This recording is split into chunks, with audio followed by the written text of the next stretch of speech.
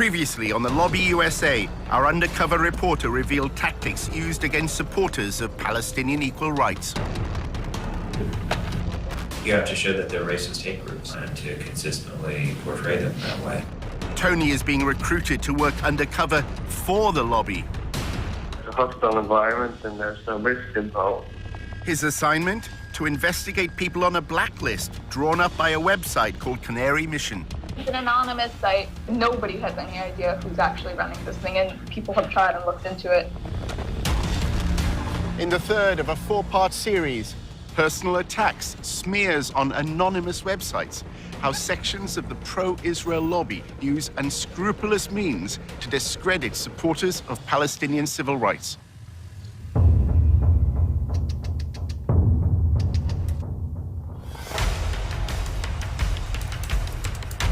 Using an undercover reporter, Al Jazeera's investigative unit infiltrates one of the most powerful lobbies in the world.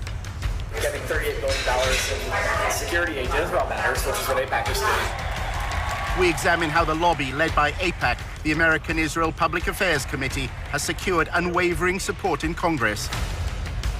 Congressmen don't do anything unless you pressure them. And the only way to do that is with money.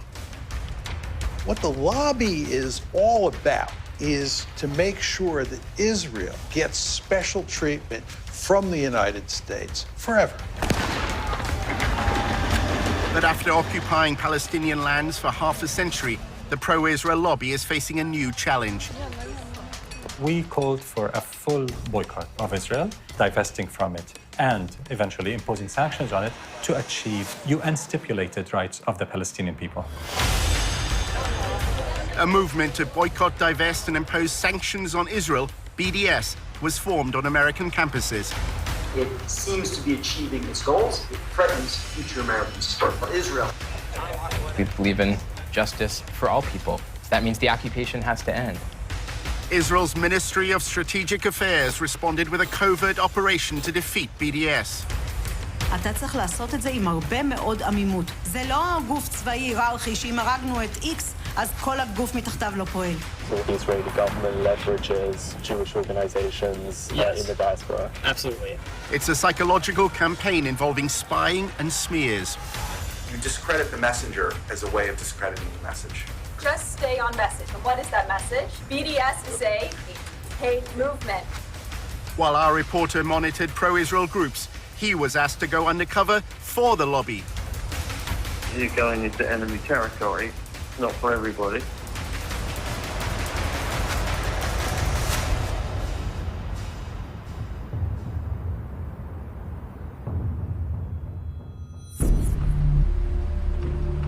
During his summer in Washington, Tony investigated how the lobby is responding to the growing support for BDS among students. AIPAC has an established network across high schools and universities and is also part of the wider campus coalition against BDS. I work with the DC school, so I can connect you to Georgetown, GW, American.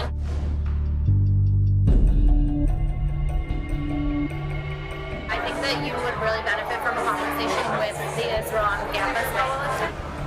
They also coordinate a lot between organizations. So like AIPAC, we focus on political. We have one very specific, very effective angle for combating BDS, but the ICC pools resources from all of the campus organizations so that like they're tapped in on all angles. The Israel on Campus Coalition is a coordinating group at the front line of the battle against BDS. We built up this massive national political campaign to crush them and to fight back and to fight fire with fire.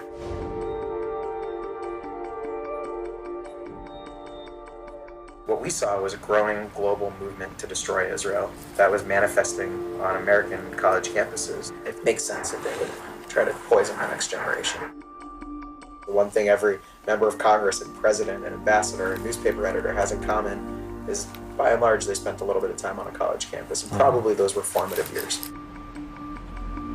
The Israel on Campus Coalition is at the center of the lobby's response to BDS.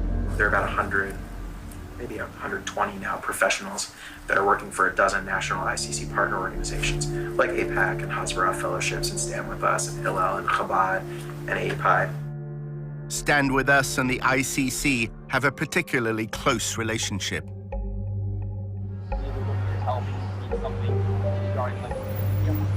The Israel on Campus Coalition, they really oversee like the whole movement. They're sort of the ones that like have the bird's eye view.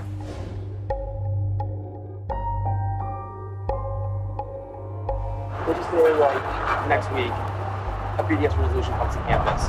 So the ICC will be the ones, they'll organize a conference call with all the partners.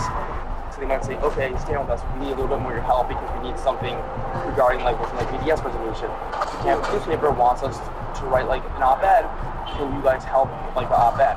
So they'll sort of be the ones and they'll sort of be overseeing it. One of Tony's fellow researchers at the Israel Project had also worked with Stand With Us.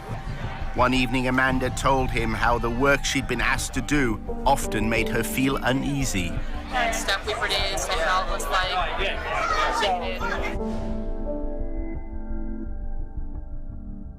It would be like pictures of Palestinian kids with a knife.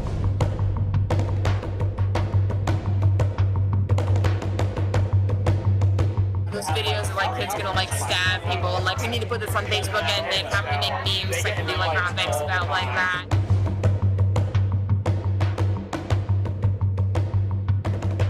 It was in everything. It was in like presentations of Palestinian terrorists that are college students and high school students. And it was like on our Facebook pages.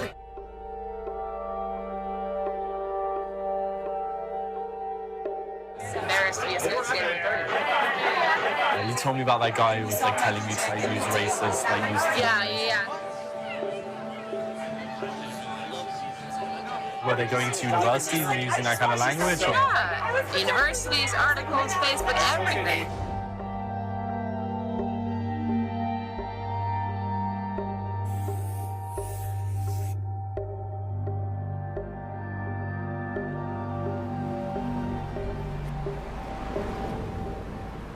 At the Israel Project's offices, Amanda confided further in Tony. Her boss at Stand With Us instructed her to call BDS a racist hate group as often as possible, she said, because it polls well. Stand With Us also had what she described as a covert group which would slander people as anti-Semites. It made her feel uncomfortable. Amanda recalled how Stand With Us was involved at her university. Students who criticized Israel's treatment of Palestinians were routinely accused of anti-Semitism. The pro-Israel side would say things like, it's anti-Semitic.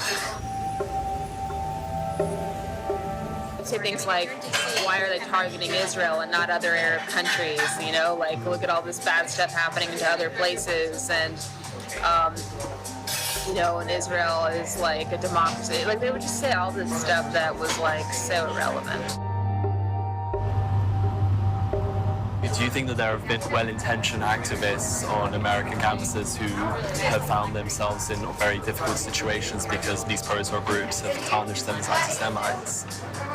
Oh, absolutely.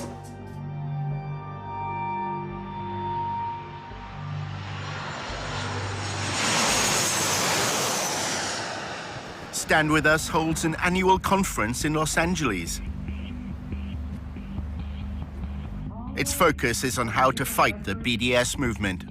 To reveal the true nature of BDS, a venomous, deceitful, anti-peace, anti-coexistence movement that will settle for nothing short of the annihilation of the Jewish state. Jacob Bain from the Israel on Campus Coalition linked BDS to the rise in anti-Semitic hate crimes in America. Anti-Semitism is increasing in general, right? In the same way that we're seeing anti-Semitism increase in the community, we're seeing these awful, terrifying desecrations of Jewish cemeteries. Campus is no exception. At a social event held by a pro-Israel advocacy group, Tony finds out more about Stand With Us. Many here are recent graduates with backgrounds in student politics. I was the chief of staff for my friend who was our student senator.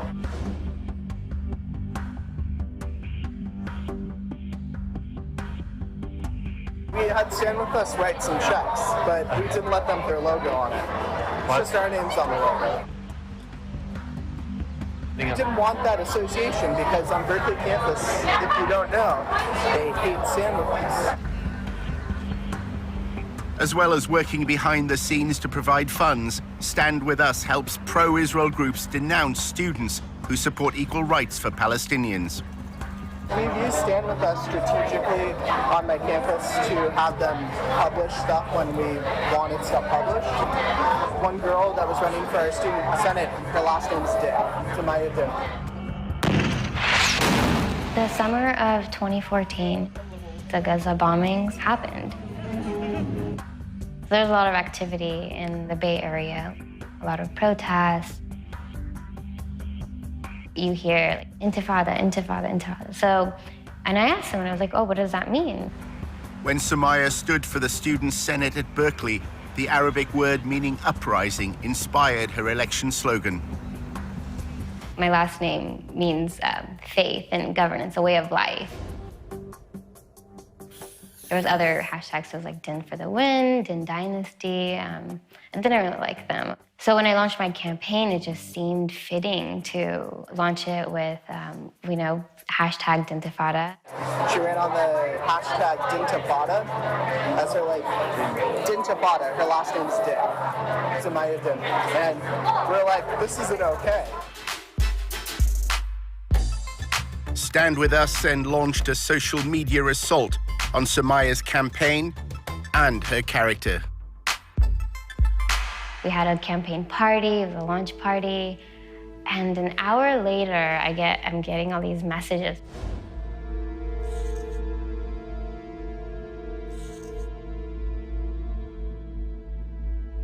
We had Stand With Us attack this girl in an article, at least on their Facebook, right? They shared the screenshots and stuff and talked about, like, this isn't okay.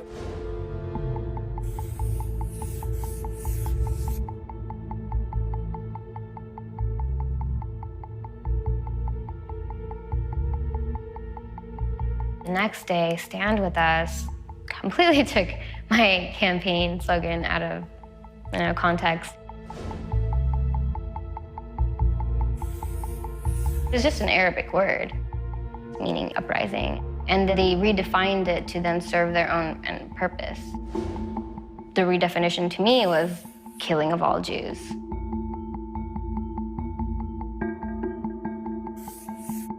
Samaya received a barrage of abuse on social media.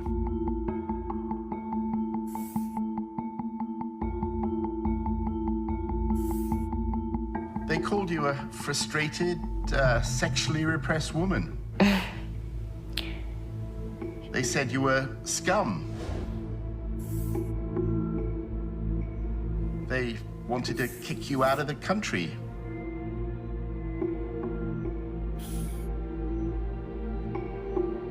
How hard was all that to deal with?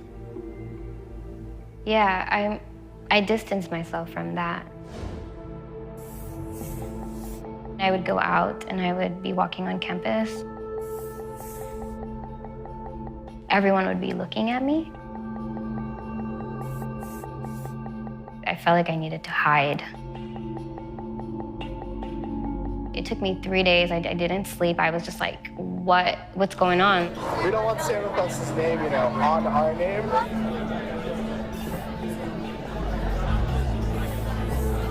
They have all sorts of followers, and some of those people are a little crazy.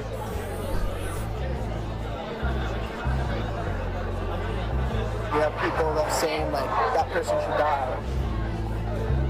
This girl was getting death threats. People are like, she's a terrorist, blah, blah, blah.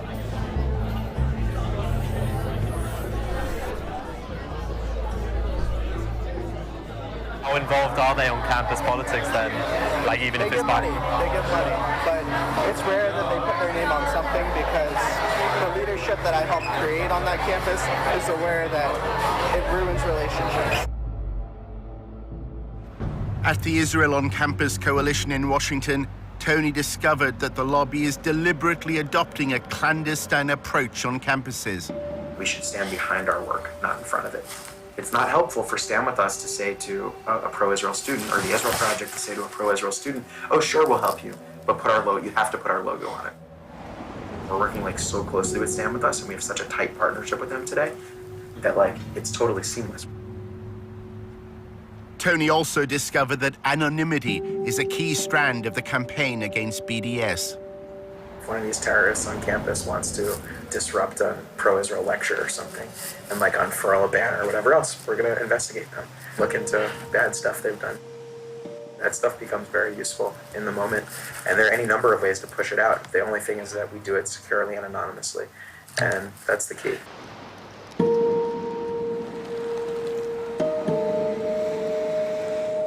It was a Sunday. I was in the kitchen. My partner was in the living room with my daughter. Came in with her laptop, and she said, "You've got to see this."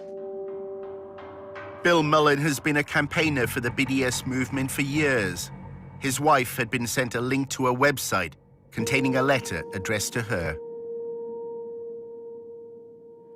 This letter purported to be by a former student who said that she had been sexually harassed by me, and she had found other students at Purdue who had had the same experience, and she was writing this letter to tell their story. With the anti-Israel people, what's most effective, what we found, at least in the last year, is you do the opposition research, put up some anonymous website, and then put up targeted Facebook ads. Within a very short time, within about 48 hours, we were able to establish that these multiple sites that we had found attacking me had been taken out almost at the same time, and that they were clearly the work of the same people. Every few hours, you drip out a new piece of the opposition research. It's psychological warfare. Drives them crazy. One of the accounts said that in the process of supposedly putting my hand on her, I'd invited her to a Palestine organizational meeting. And I thought, well, you're sort of putting your cards on the table there, whoever you are. We found out that a student at Purdue, who I work with, had also been targeted. A former activist with Students for Justice in Palestine agreed to speak only with her face concealed. It said that I would get drunk and go and have sex with multiple guys, and that's just a huge attack on my character and a massive lie. My parents were very upset. They immediately told me to quit my involvement with SJP. They either shut down or they spend time responding to it and investigating it, which is time they can't spend attacking Israel. That's incredibly effective. The main focus was to attack my reputation and my character, pretty much to mess with me so that I don't want to continue my involvement with SJP. It was really an attempt by people who didn't know us to think, maybe I can destroy this marriage at the very least. Maybe I can cause them horrendous personal suffering. The same letter purporting to be harassment to my wife used the name of our daughter. I think that was the worst moment. I think we thought, these people will do anything. They're capable of doing anything. Could you send me some of these websites? I'd be very curious just to see what they look like. I couldn't. You couldn't, okay. But, Canary Mission is a good example. Canary Mission is highly, highly effective to the extent that we monitor the Students for Justice in Palestine and their allies.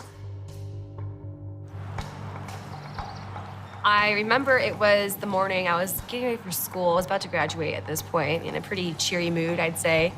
I got a Facebook message from one of my friends. She goes, "Hey, Marcel, I don't mean to freak you out, but I think you should see this." I click on it, and then I see it's a picture of me, and it's my name, and it's a profile about me. When I saw that this was a website dedicated to taking down pro-BDS activists and painting us all as terrorists and anti-Semitic, it was chaos. It was chaos in my mind. What are people gonna think when they look at my name on Google? Are they gonna think I'm a terrorist? Are they gonna think I don't like Jewish people? They're picking out individuals who they think are critical of Israel, and they're smearing them. And they're telling them that what's going to happen here is if you don't cease and desist from acting like this, we in the end will do much to destroy your career. A few years later, these individuals are applying for jobs within your company. Canary Mission's promotional video threatens to pass these smears on to prospective employers. To ensure that today's radicals are not tomorrow's employees. It was shattering to me because I had to look for a job, I had to start my life, and now I had this website smearing my name before I even got a chance to really make a name for myself.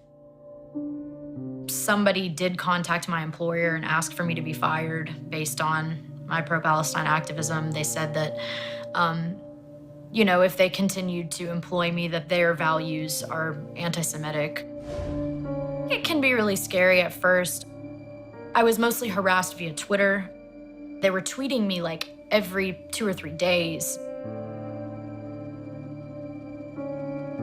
They take screenshots, even way back to my Facebook pictures that don't even look like me anymore. Just digging and digging through my online presence. They're terrified of Canary Mission, and it's about time. We had always been afraid of ending up on there. It was like very personal. They see us as such a threat that they have to kind of twist and turn and delve into our personal lives. As if they were trying to scare us into stopping our work. Their Twitter campaign is relentless. Every picture that I post on Facebook, it goes onto one of their websites with every tweet that I put in. Every hashtag I post on Instagram, it goes into one of their files.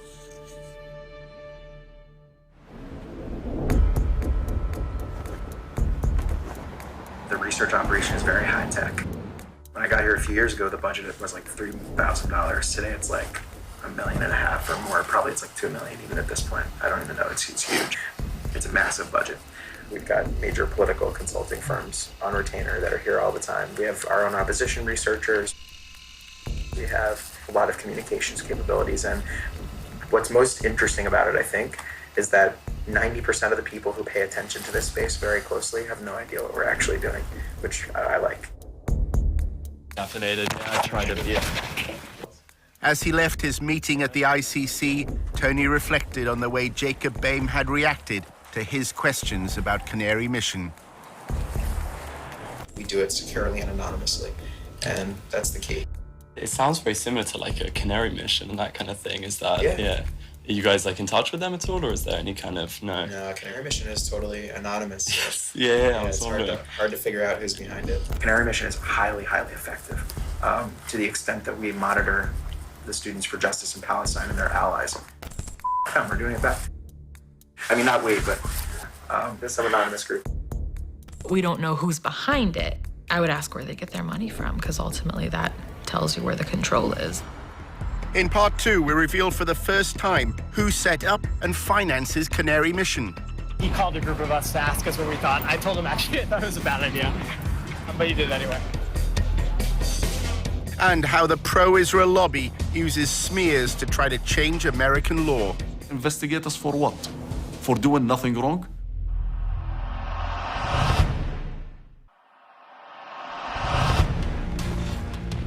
In part 1, how anonymous websites smear supporters of the BDS movement. Use the name of our daughter. They're capable of doing anything. It's psychological warfare.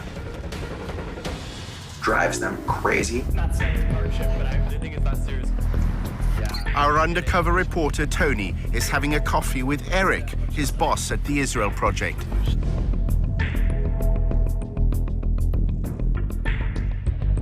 Tony wanted to find out more about Canary Mission.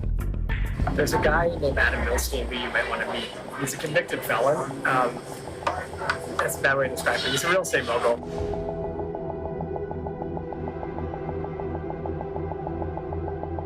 When I was working with him when I was at APAC, I was literally emailing back and forth with him while he was in jail. but he's loaded. I mean, he's close to $500,000. Adam Milstein has become a central figure in the lobby. His foundation funds numerous pro-Israel organizations. He also sits on the boards of AIPAC's National Council, the Israel on Campus Coalition, and Stand With Us. Our reporter filmed him alongside Jacob Boehm from the Israel on Campus Coalition at the Stand With Us conference in Los Angeles. The two men had lengthy private discussions. Milstein is close to probably the wealthiest donor to the pro-Israel lobby, Sheldon Adelson. Adelson's money helped Milstein expand the Israeli-American Council into a major new force within the lobby.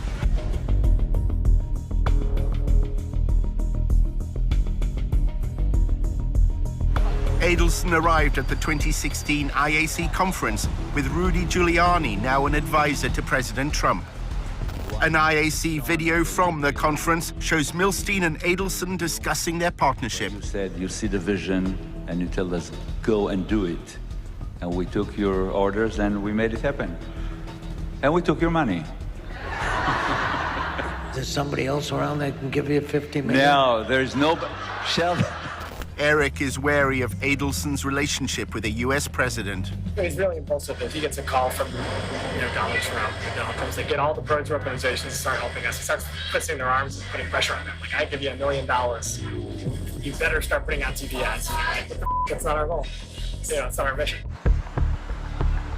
Tony attended the Israeli-American Council's annual conference. At a party, he spotted the IAC's chairman, Adam Milstein. It's very important that we're proud Jews. We're not, I was born Jews, but I'm really not Jew, and I'm not sure I'm proud Jew. We're proud about our history. We have strong connection to the land of Israel. So this Israeli identity is now all over the world. I'm Tony. I'm in the Israel Project with Eric Gallagher. Milstein told Tony how critics of Israel should be handled. First of all, investigate who they are, what's their agenda. They're picking on the Jews because it's easy, because it's popular.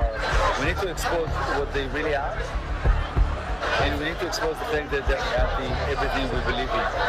And we need to put them on the run. Right now, they can do whatever they like, terrorize us, and we are... How do we put them on the run, though? Doing it by exposing who they are, what they are, the fact that they're racist, the fact that they're bigot, that they're anti-democracy. Do you think there's a good role to just naming them as anti-Semites? Not just anti-Semites, it's too simple. We need to present them for what they really are. They're anti-freedom, they're anti-Christian, they're anti-democracy. That's what we need to do. Numerous groups from the pro-Israel lobby were attending the conference. An Israeli official gave them a message to pass on to BDS supporters in America. Everybody out there who has to do anything with BDS should ask himself twice, do I want to be on this side or do I want to be on the other side? If I'm submitting to BDS, what would be the effect?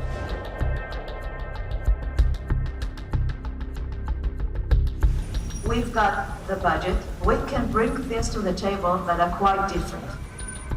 In episode 1 of the Lobby U.S.A., Tony discovered that the Israeli government has launched a covert campaign to gather information on American citizens.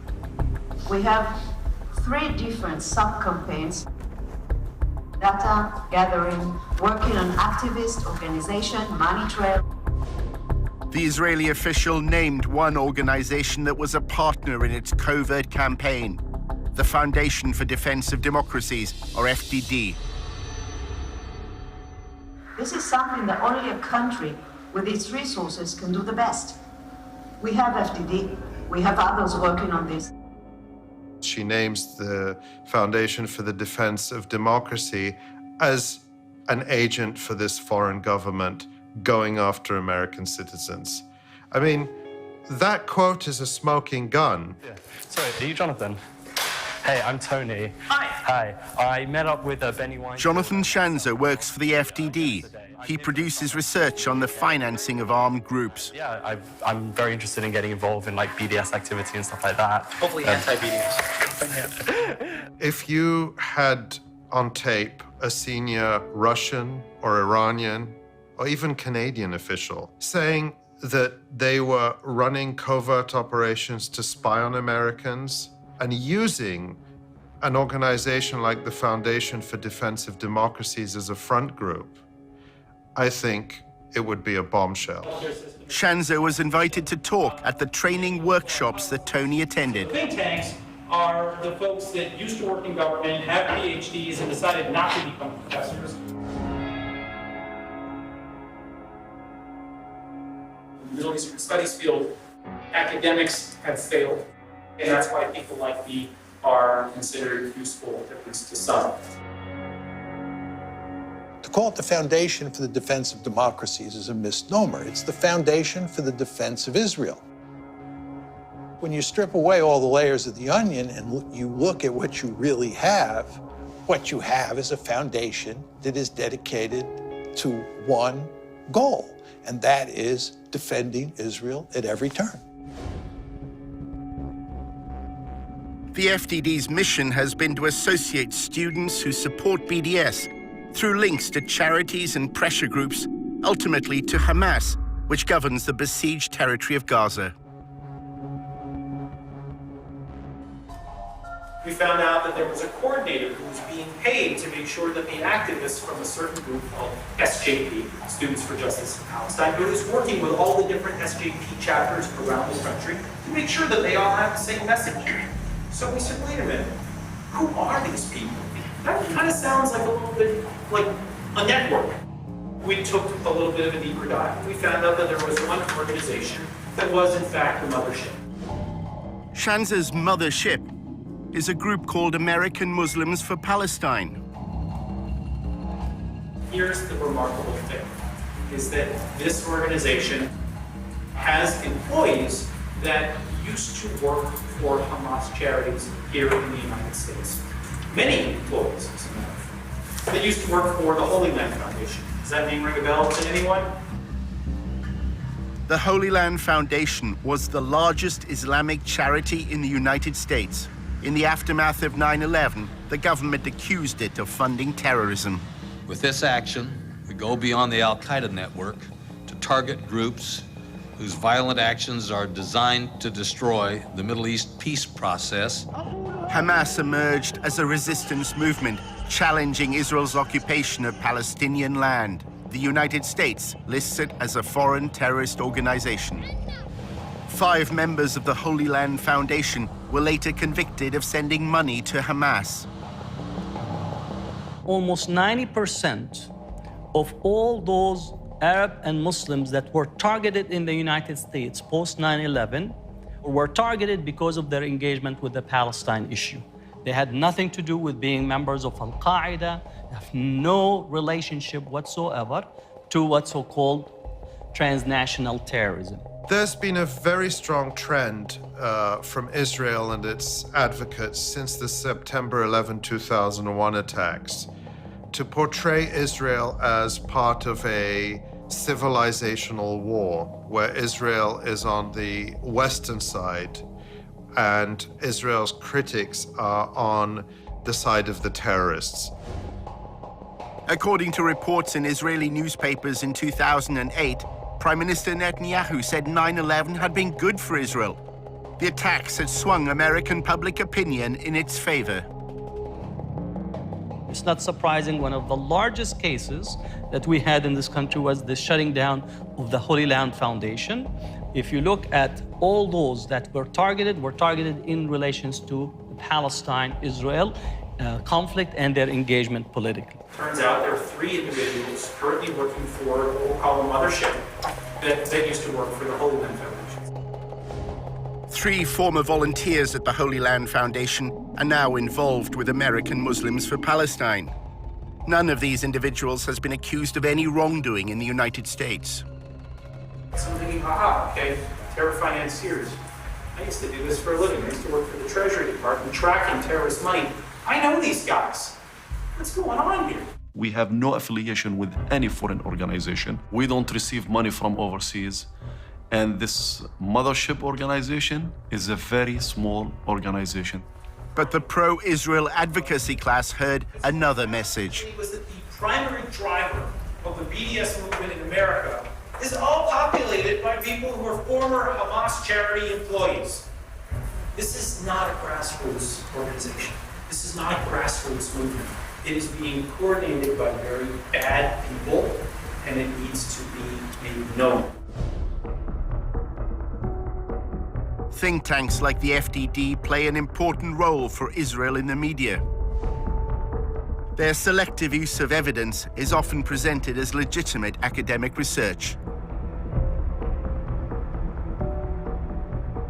They try to educate people to understand that Israel is effectively a Western liberal democracy in the sea of terrorist states, which is the Arab world. The other goal is to intimidate and to smear people. Shanzer is invited by pro-Israel congressmen to provide evidence before subcommittees on terrorism in the Middle East. He uses them to insinuate that prominent activists for Palestinian equal rights are linked to armed groups.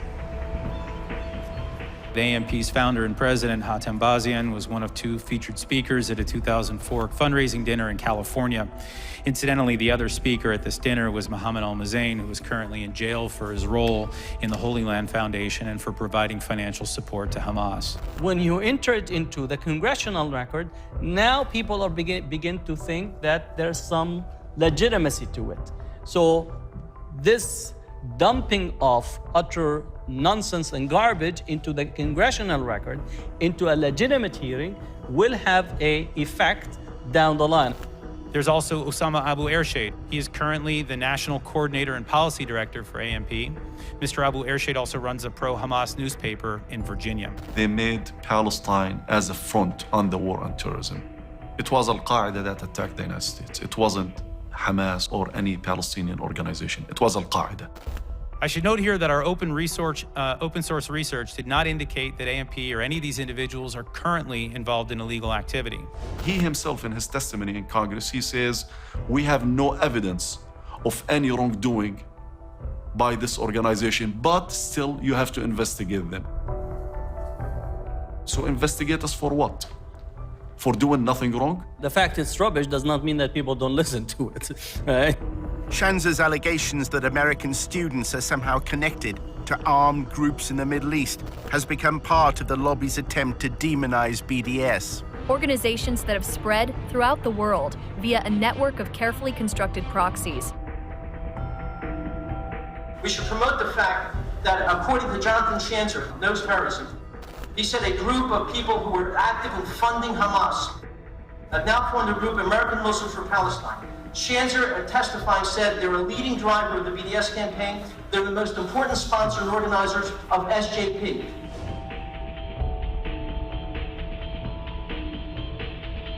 We have to make it clear in every way possible that they are being funded and trained by vicious lovers of Hamas.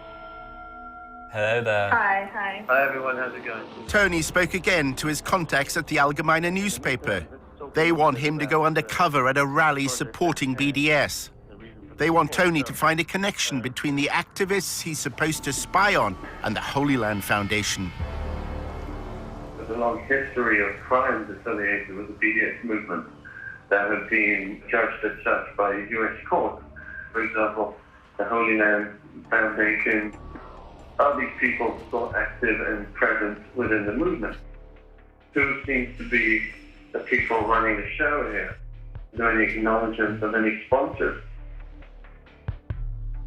This is an incestual business. You know, they're all interconnected. This is not me just spouting off because I'm paranoid. There have been actual cases, like the Holy Land case that happened a few years ago. A lot of these guys had worked with those people, and they themselves have not yet been indicted, but they're all interconnected. Part of the reason why that is so crucial is because when you're making lines from one organization to the other, eventually you make a line to Hamas, to Hezbollah, to Iran. Sounds good. Well, we're grateful to have you. Let's see how it goes.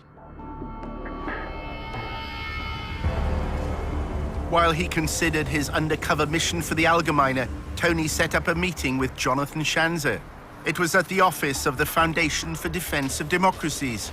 Hey, how are you? I'm good. Good to see you. You too. At their earlier meeting, Schanzer had stressed the importance of links that connected students who support BDS to the Holy Land Foundation and then Hamas.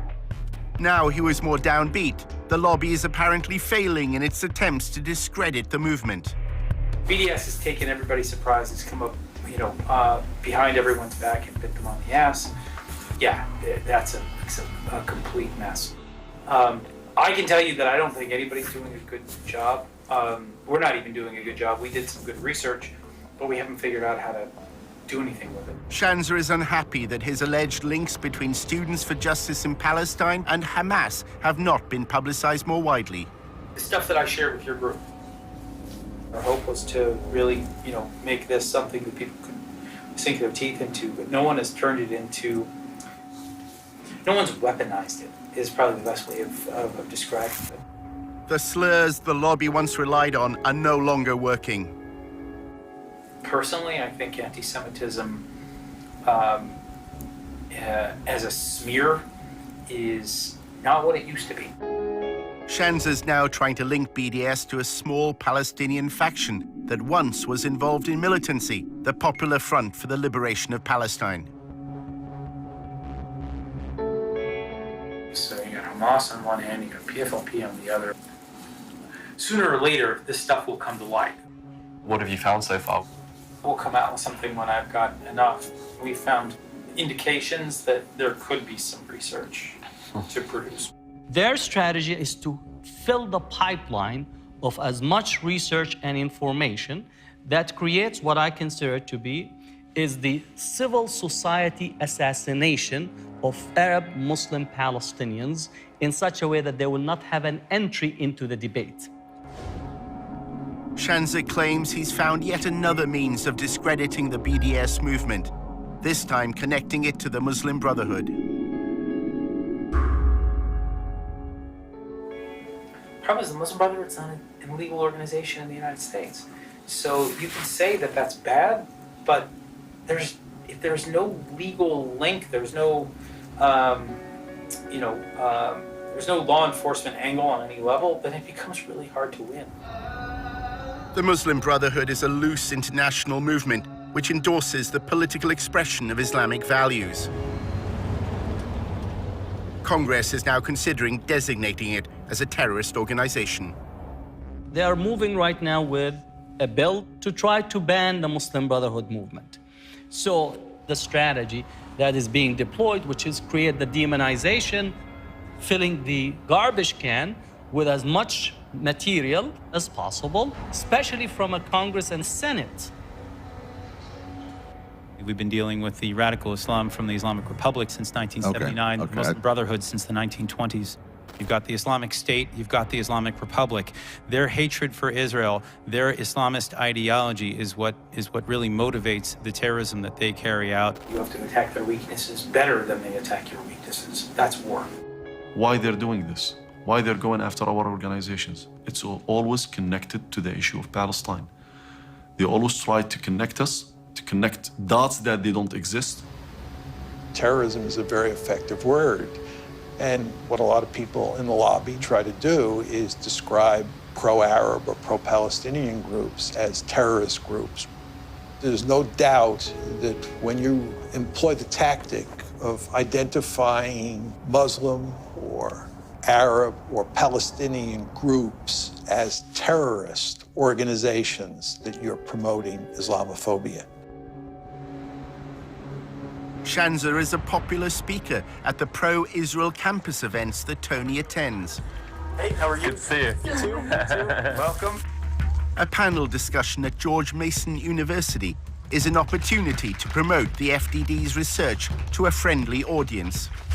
My organization, FDD, earlier this year concluded a deep dive study into the fiscal and corporate sponsors of BDS, and we found several troubling connections to the Palestinian terrorist group Hamas, an Islamist supremacist organization that seeks nothing less than the annihilation of the state of Israel. I recently published research just this week showing that BDS groups get help from other Palestinian terrorist organizations like the Popular Front for Liberation of Palestine. The problem is that most students don't know who is behind BDS, and most Americans don't know. And this is why BDS is gaining traction.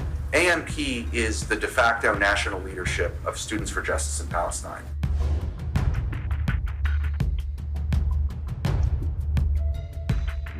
There is an actual direct connection between the people who are involved in raising money for Hamas and people who are involved in BDS activism on American campuses today. Pollock claims that SJP is just a front to hide the real agenda of American Muslims for Palestine. You'll notice their name is Students for Justice in Palestine.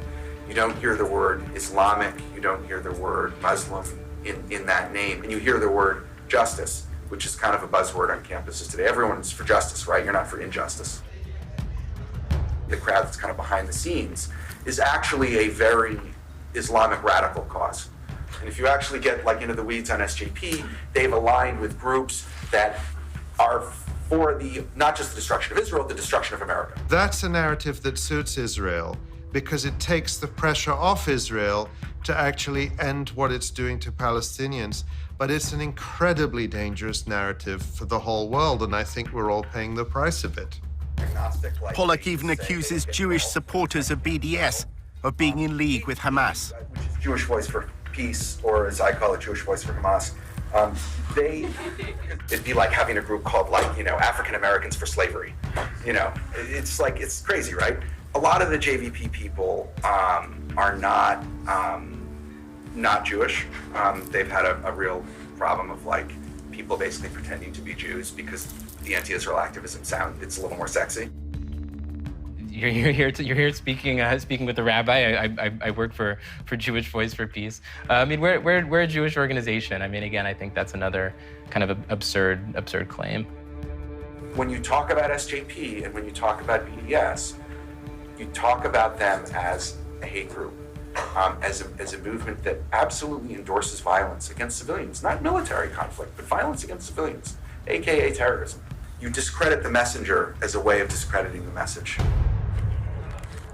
Tony's boss, Eric, was also at the event. He's old friends with Noah Pollock. I want to hire Tony in the Israel project. Tony's another troublemaker from the UK. Yeah. He's a good guy. Noah's the best. As Tony left the event with Eric, the conversation turned to smearing BDS supporters.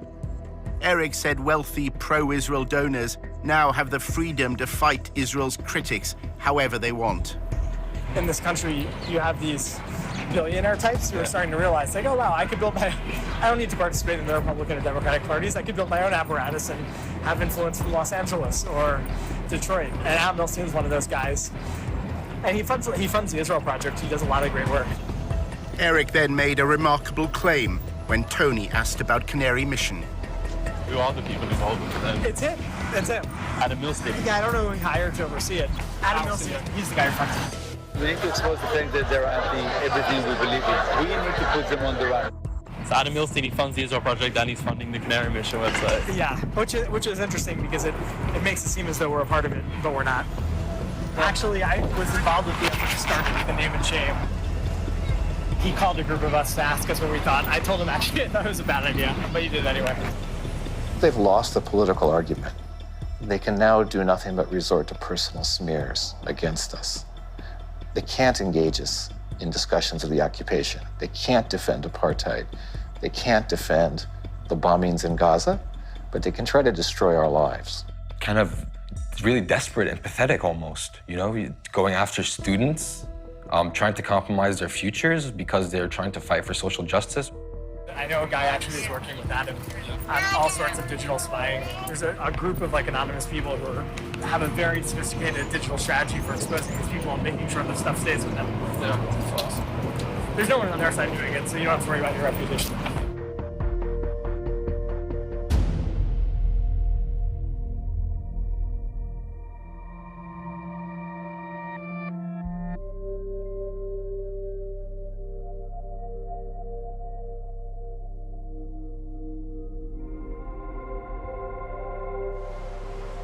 In episode 4, how the pro-Israel lobby is fighting the public relations war. The activism has to be like very provocative and attention getting, and just like a total like no given.